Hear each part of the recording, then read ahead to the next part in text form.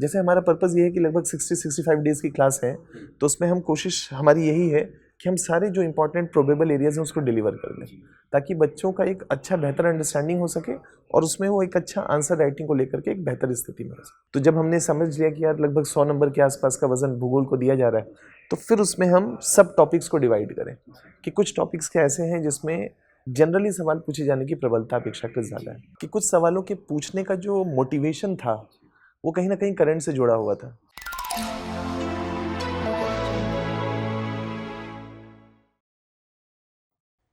नमस्कार दर्शकों, vision IAS में आपका स्वागत है। जैसा कि हम जानते हैं कि यूपीएससी प्रारंभिक परीक्षा हो चुकी है और आप सभी लोग मुख्य परीक्षा की तैयारी कर रहे होंगे।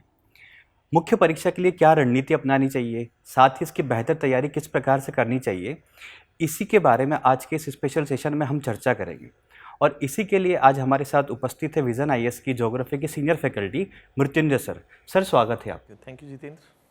सर, सबसे पहले बात करते हैं यूपीएससी प्रीलिम्स एग्जामिनेशन की, जो कि 16 जून को हो चुका है। तो सर, आपने इससे पेपर देखा होगा उसका, तो ज्योग्राफी के संबंध में क्या ट्रेंड और एनालिसिस रहा इस साल के प्रीलिम्स एग्जामिनेशन का? पिछले साल की तुलना में भूगोल से सवालों की संख्या इस बार अपेक्षाकृत ज़्यादा रही, लगभग 19 सवाल पूछे गए हैं। अगर इसके नेचर और ट्रेंड को समझने की कोशिश करें तो 19 सवालों में से कुछ सवाल ऐसे थे जो कॉन्सेप्ट बेस्ड भी थे, जैसे क्षोभ मंडल वाला सवाल पूछा था, समताप रेखाओं का सवाल था उसमें, तो बहुत सारे क्वेश्चन कॉन्सेप्ट थे। तो जनरली हम लोग क्लास में भी चर्चा करते हैं कि भूगोल से 3 प्रकार के सवाल पूछे जाते हैं। एक कॉन्सेप्ट बेस्ड क्वेश्चंस पूछे जाते हैं, दूसरा कुछ सूचना आधारित सवाल होते हैं, इंफॉर्मेशन बेस्ड क्वेश्चंस होते हैं। तो बहुत सारे सवाल ऐसे थे जो सूचना आधारित थे।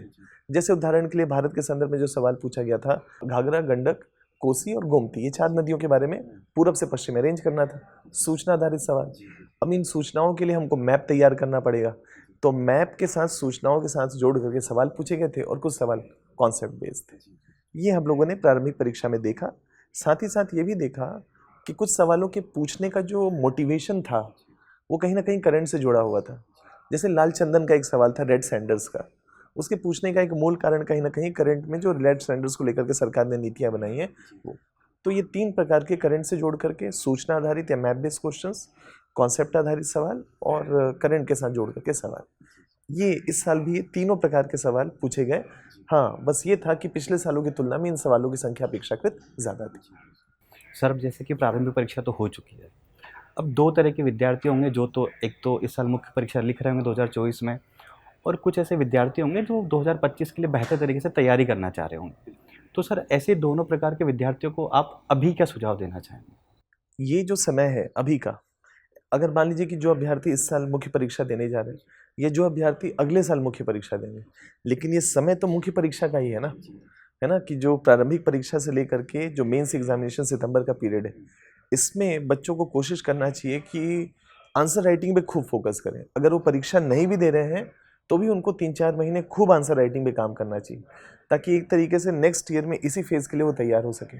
जो लोग इस साल मुख्य परीक्षा में अपीयर होने जा रहे हैं, उनके लिए एक चुनौती ये है कि ऑलरेडी एग्ज़ाम 15-20 दिन आगे एक्सटेंड हो चुका है ना। प्रारंभिक परीक्षा इलेक्शन के कारण एक्सटेंड कर दिया गया, लेकिन मुख्य परीक्षा के डेट एक्सटेंड नहीं किए गए। तो प्रारंभिक और मुख्य परीक्षा के बीच में जो कुल दिनों की संख्या उसमें कमी आ गई।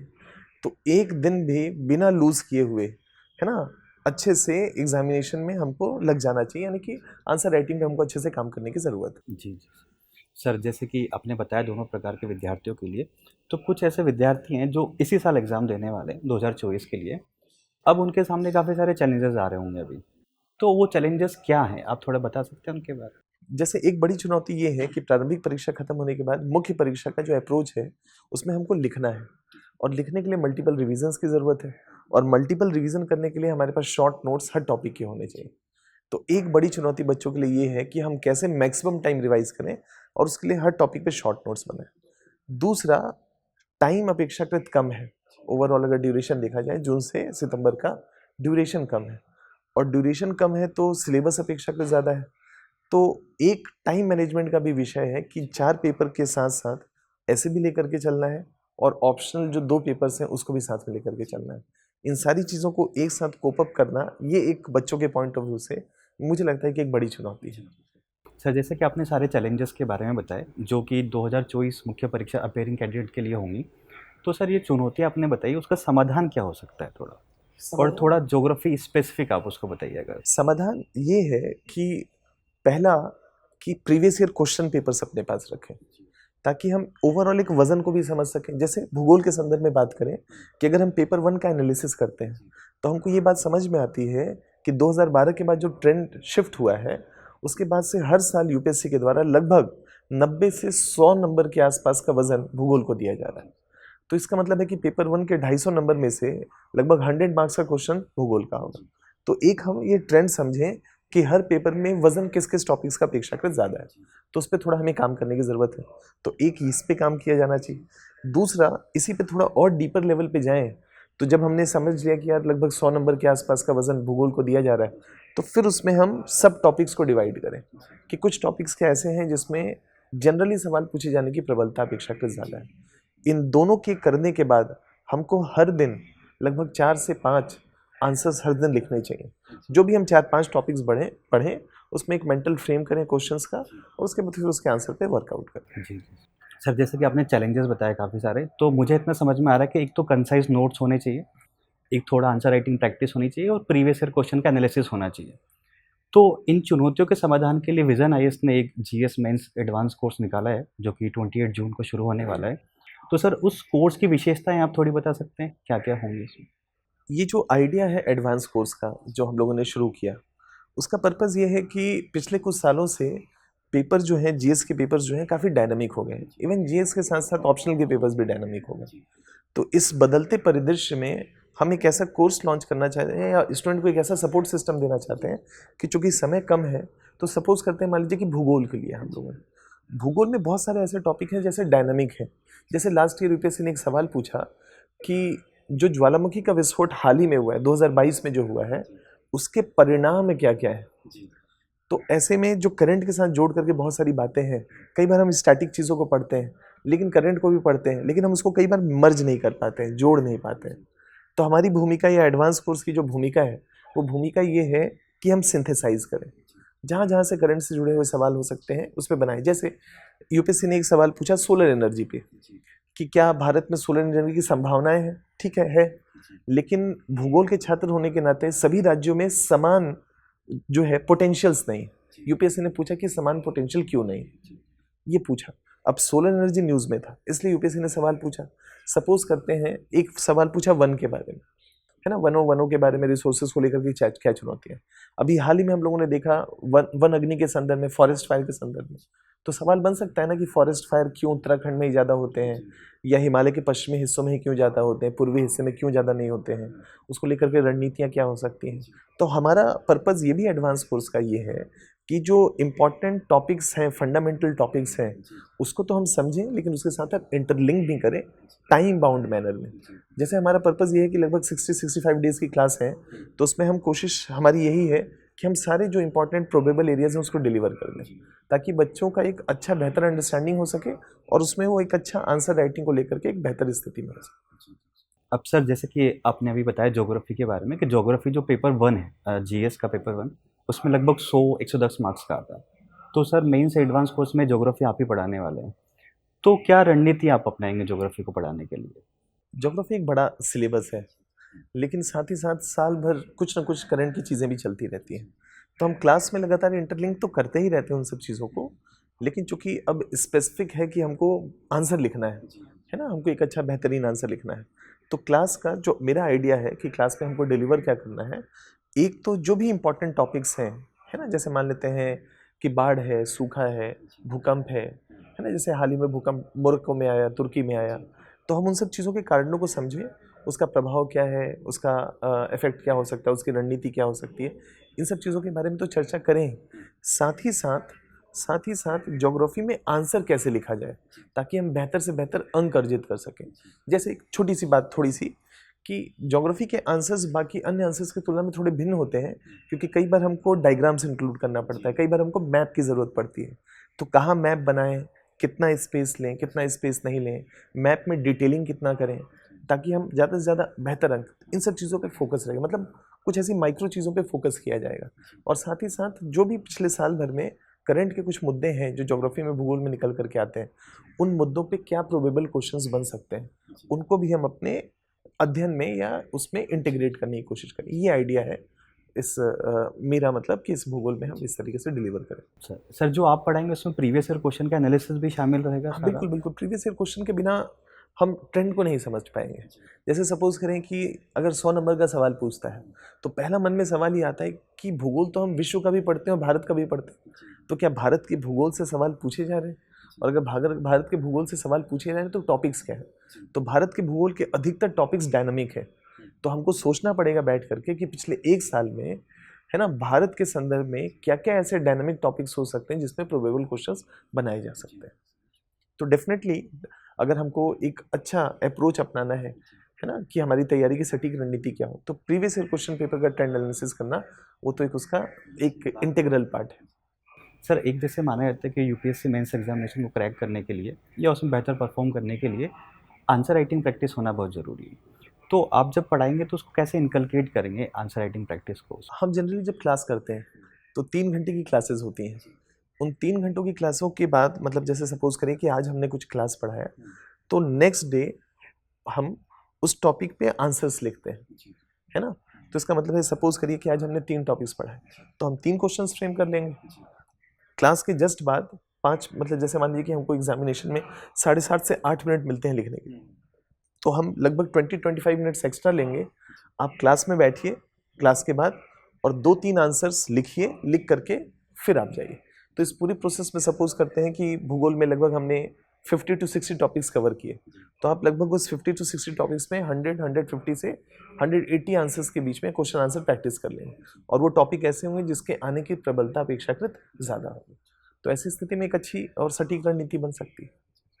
तो सर जैसे कि मेन से एडवांस कोर्स के बारे में आपने सारा कुछ बताया, तो इस एडवांस कोर्स को ज्वाइन करने के लिए क्या स्टूडेंट को जैसे कुछ प्रिपेयर करके आना चाहिए? जैसे हम फाउंडेशन कोर्स में बोलते हैं कि कोई एनसीईआरटी पढ़ा हुआ होगा तो थोड़ा लाभान्वित होगा क्लास में।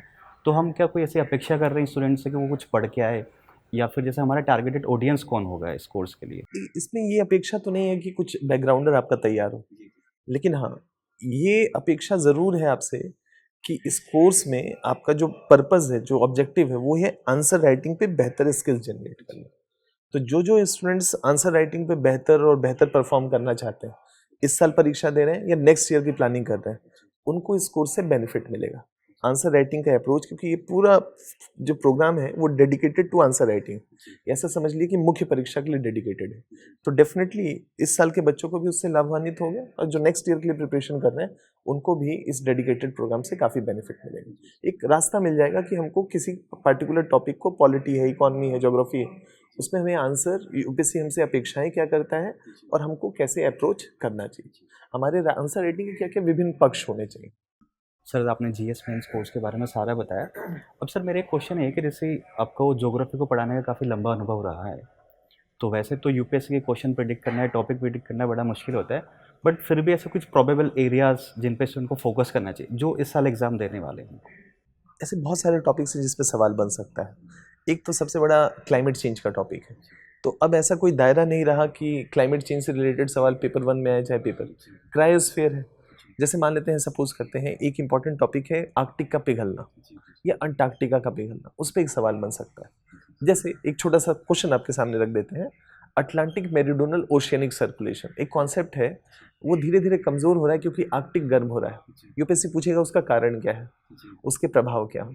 तो एक ऐसा टॉपिक वैश्विक स्तर पर जो बदलाव हो रहे हैं उस पर एक अच्छा टॉपिक है जिस पे सवाल बन सकता है। दूसरा, एक मॉनसून हम हर साल पढ़ते हैं, लेकिन एक इस साल जो है वो मॉनसून की यूनिक स्थिति है पिछले कुछ सालों में, वो कॉन्सेप्ट है ट्रिपल डिप लानिना का।